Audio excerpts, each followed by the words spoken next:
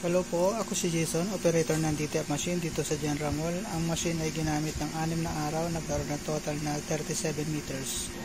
Ito po ang aming copying area. Ito naman ang printer head natin.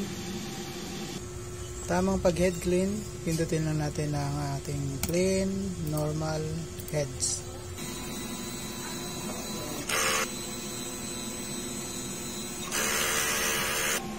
Rubber wiper, lagi natin pinapunasan kada pagkatapos natin ng head clean.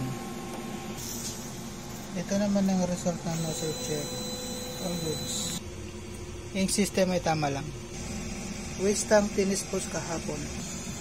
ABR na may 20 volts. Ground wire. Andito po yung mga in-stock natin na in-use. Unused na ink, white, tsaka CMYK. Unused na powder at mga detail film natin. Nakagamit tayo ng isang powder, isang white ink, cleaning solution.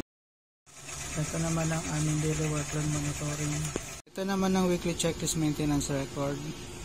Monthly checklist maintenance natin. Yun lang po. Salamat.